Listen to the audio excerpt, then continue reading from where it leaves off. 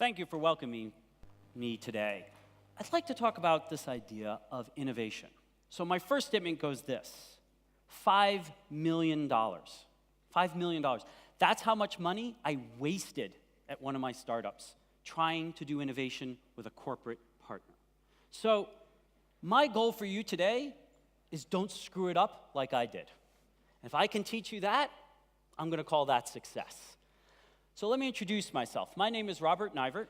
I've been through 8 companies, 4 exits, and I'm presently a venture partner at 500 startups, and I specialize in B2B, and I do corporate work, specifically with General Motors and other large partners. And we try to bring innovation to the corporate partner with startups. So one of the first things I want to start talking about is that the pace of innovation has increased. Companies that used to last 100 years now die in 15. How many people think about what the largest companies were just a few years ago and how many of them are under massive attack or having substantial trouble growing their revenue? It used to take years for that to happen. Now it's happening faster and faster. And part of that reason is as technology advances, as it becomes easier to do startups, as things move quicker, you can no longer stand still. The cost of failing to innovate has risen. Just ask the taxi industry. I want you all to imagine that you own a taxi fleet. A couple of years back, and someone comes to you and says, there's this phone app, and it's going to put you out of business. You'd think, what? You're crazy. That's never going to happen. And if it did, it would be 20 years, 50 years. They got to buy taxis. They got to... Oops. How did that happen? They weren't certainly looking for a phone app. Innovation happens from different places. So one of the keys to innovation, for you to survive it, for you to not only survive it, but to embrace it and profit from it, is to realize you must start with innovation before you are under attack from it. It's already too late. It's already very late for the taxi industry to now come back. It's expensive. So I'm going to talk about how large and small companies can collaboratively work together to drive these innovations. So let's start by looking at large companies.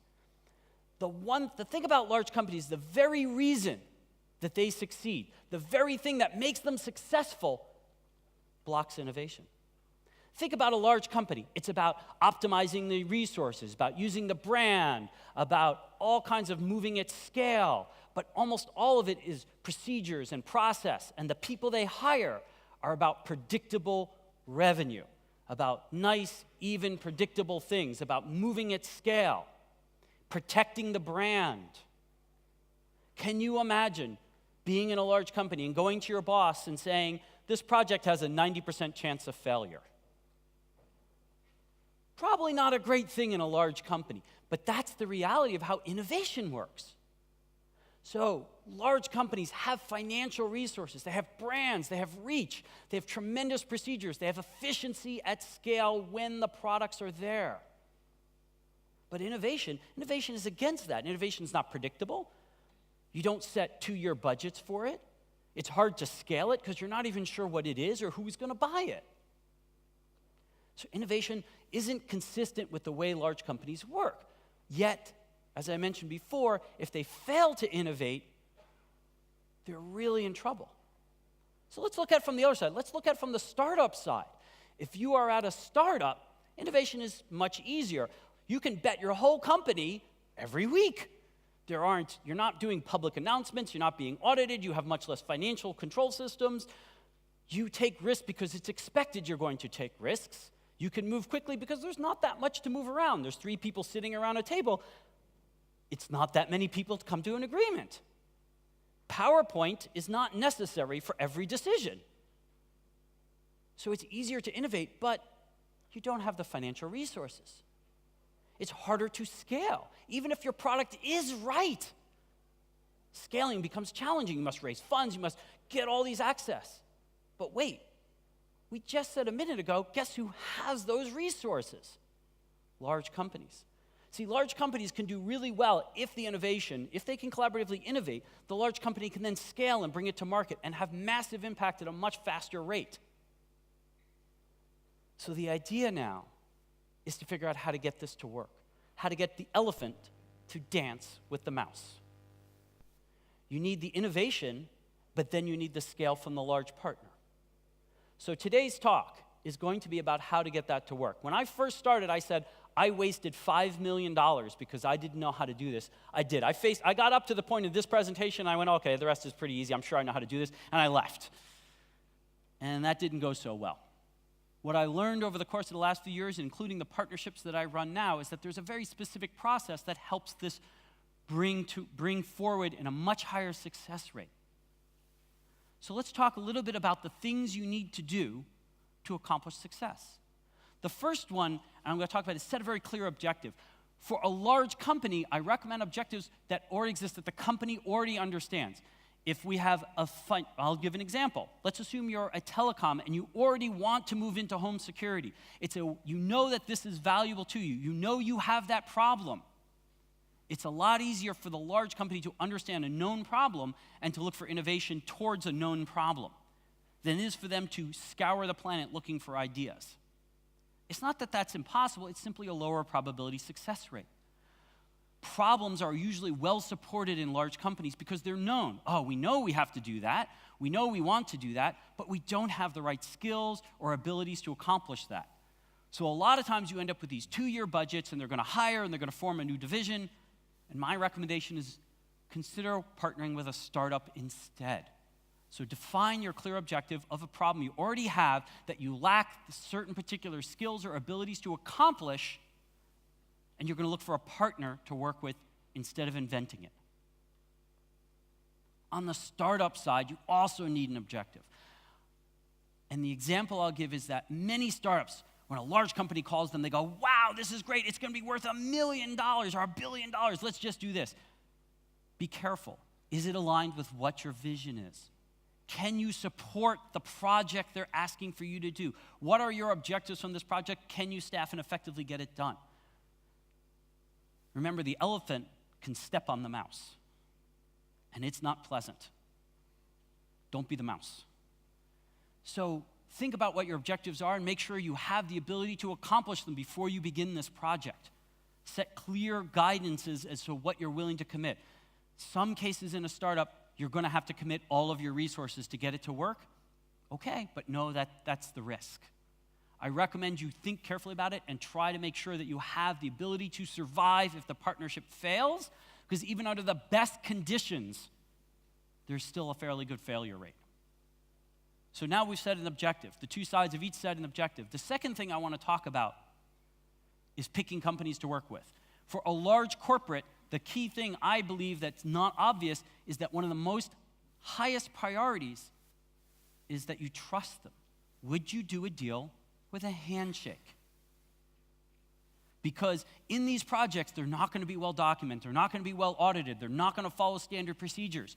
There's going to be a lot of looseness to them. So you need someone you can trust and someone you can communicate with. Yes, they have to have the skills and things you need to accomplish the project. That's fairly obvious. What gets missed is that people go with the partner that gives them the lowest bid, and that's a mistake. Trust has a lot of value. On the startup side, you need to find a partner that's willing to work with you. If your partner has never worked with a startup before, be careful about this. If they do not have procedures, have done this before. If they hand you, and I kid you not, some of my startups, walk into these first meetings and are handed 150-page requirements documents, this is a bad sign. You need to pick a partner, someone you can work with, someone you communicate with, a large partner who's willing to be flexible, who understands that these projects are volatile, and who you trust. Trust is a two-way street. So we have our objectives. We've picked our partners carefully. We're willing to walk away. I'm going to make one last recommendation for large corporates. Don't do one project. Do 10 or 20. You need to think portfolio approach, because in a minute we're going to talk about the death rates, and they are significant. You need to think about portfolio. That allows the large company to absorb the risk more readily because they're looking at the portfolio of projects, 10 or 20. And they really only need 1 or 2 of those to really succeed, for it to make all the money they need. The portfolio approach allows the risk to be isolated into the projects and for the large company not to have to deal with the fine points of the risk. The third part I recommend is isolation. You need to move the team off, give them their own space, set their own procedures, take them out of this corporate standard. They need to be able to function quickly and effectively. In a minute, we're going to talk about how they're going to do this, but this is fairly important. Most of the time, we do things like remove all the chairs from the conference rooms. We delete PowerPoint off everybody's laptops. We ask them to get off on their own IT infrastructure systems so that they can quickly adapt or make changes. The initial project should not have to require to all of the corporate requirements. This won't work. Later, maybe, but in the initial, it doesn't. You need to let these people move quickly and isolate. You're picking people that can do and tolerate risk, that are function with chaos just a little bit better. Because they're going to have to be more adaptable. There is much less known. A corporate oftentimes faces 90% known, 10% unknown in their decisions. A startup faces 90% unknown, 10% known. These projects that we're going to talk about, they're going to have a lot more unknown. So the people have to be prepared for that. The next phase, the next part, is how you accomplish this. We generally use the lean method for most of our successes, have been using lean. What this means is a series of tests of which you gather data to answer questions. Who's our buyer? How much will they pay? How are we going to sell it to them? What's the distribution methods? These are a series, otherwise in a phrase, something called a proof of concept, where you're walking through a series of things, answering questions to take it from 90% unknown to 90% known. You're learning. The learning is actually the key. You do this rapidly, as fast as you can do these tests. Every 2 weeks should be a key KPI, should be known. Not 2 years, not 2 months, 2 weeks. Every 6 weeks, you should evaluate the project to be killed or continue. You need to make these constant judgments. Remember, as a corporate, if you're running 10 or 20, it's the portfolio approach. You're going to be killing projects along the way to drive resources into the more successful ones. As a startup, you need to realize that this is taking your time. If the project isn't going anywhere, it's going to kill you. You want it to end if it's not going anywhere too. Lean is a series of tests whereby you learn, you use data for your decisions, and you move rapidly through it to learn what you need to know so that by the end of the process, you know exactly who's going to buy, when they're going to buy, how they're going to buy. These are answering all the questions that are necessary for the large corporate to actually put more resources towards it. We also encourage you to get small successes along the way. It's hard for large corporations to deal with this because you're learning, you're not shipping. There isn't revenue, there's learning. This is hard for a lot of companies to imagine and to work with. So we strongly recommend that you have successes along the way, things you can measure and show that you're making progress, because lean is a different method than most companies work with. Because of that, the projects tend to get killed even when they're succeeding because people are looking at a different metric. They're saying 6 months and you haven't generated $1 billion yet. It's a failure. So we encourage successes along the way that can be measured. One of the last things, now that we've gone through all these projects, is only at this point. So now I want you to imagine where we've started. We started off by, you're a large corporate, you've got 10 projects going on, or if you're a startup, you're working with a corporate on 1 or 2 of these projects. You set objectives very carefully. You've sectioned off your team so they're working. You're using lean, so you're doing a series of they're doing these proof of concepts in a series of steps. When you get towards later in the process and you actually have winners, so maybe you've started 10 or 20 and you're down to 1 or 2, that's the point where you then basically refactor and bring it into force scaling. That's the point where you say, okay, now we've got to integrate it into the system because you now know what's going to win. You have clear indications of which of these projects are going to win. You have successes, you have these measures, you've done the learning along the lean. So now you do things like deal with your finance group that insists on certain financial controls. You deal with your IT organizations about being standard on your IT. You start training your sales team to deal with this new product. Now you deal with the large, expensive part of the growth, only after you're sure that this is the winning project. This is the point where you refactor, you make code changes. Now you deal with the heavy lifting, because now you're getting ready for large scale. So you start off with this project, and the basic concept of what I'm getting at here is that you're basically using lean through a process, through proof of concepts. By allowing the two to collaborate together, you reduce risk while things are cheap. You see, in this process, you're going to go out and you're going to figure out who the customer is in a very quick and inexpensive way. You're not going to engage large corporate resources before you need them. This allows a company to run multiple tests at a much lower price point and allows startups to engage and disengage. If it's not working, they get out before they get crushed. This process allows this to happen quickly and allows a much higher success rate than the standard projects. On the last couple of final notes, I'm going to offer this. It's going to be chaotic. It just is. It never works the way you expect. It never goes where you expect. You need to be prepared for that. So hire people or bring people in that are ready for that. And think of yourself more as a surfer and less a bulldozer. You need to ride the chaos. When something terrible happens, when someone quits, when something breaks, when the project's a failure, you have to say, what is my opportunity here? How can I make this something new or different or better? Because it's going to happen. I have never started a project and gotten to the end and had the same product I expected. It always changes. I'm always wrong, I just don't know where I'm wrong. And I've done 100 of these. I'm never right, but hopefully I'm in the right direction. What I am very concentrated on is learning rapidly along the way to figure out where I should go next. That allows me to succeed at a much higher rate. So be prepared for that. Don't fight the chaos. Think of it as part of the process, and that the people who really win are the ones who take advantage of it.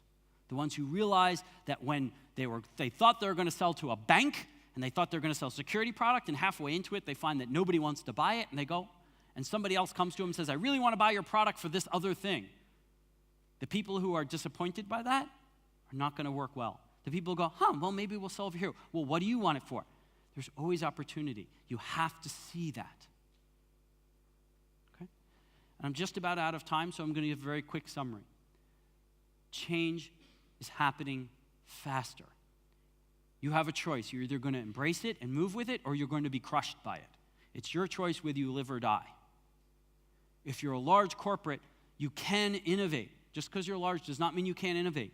One way to do that is to work with startups. You need to understand that what you provide is the ability to scale on other resources or access to experts. The startup provides the innovation, the rapid churn, the ability to do a POC much quicker. This innovation together, you can produce an enormously successful product at a much larger scale with a whole lot of new innovation in it. But it means setting clear objectives, setting the team aside, picking the right companies to work with that are trustworthy, using a lean methodology or a quick, rapid prototyping ideas. And lastly, trying to get some successes along the way so the corporate teams, the upper levels, can understand what's going on and not kill the wrong projects by accident. And my last statement is this: data wins. I cannot tell you how many times I sat in meetings where the executives say, I know what this is, it should be this. Data wins. If you want to have a successful product, you need to focus on collecting the right data and working with it. Intuition has its limits. I'm not saying ignore your intuition. I'm simply saying, I've been doing this for a while and I seem to always be wrong and I seem to win in the end. And I do it because I pay attention to the data. And when it tells me I'm wrong, I'm wrong. And that's useful. I've been working with GM for some time now, and when we started this project, it was we thought we were going to get something completely different than we're getting. But boy, is it valuable. And it is really helpful to them, but it was not what we thought we were going to get. And with 30 seconds to spare, I think I'm going to go ahead and wrap up, and thank you for your time.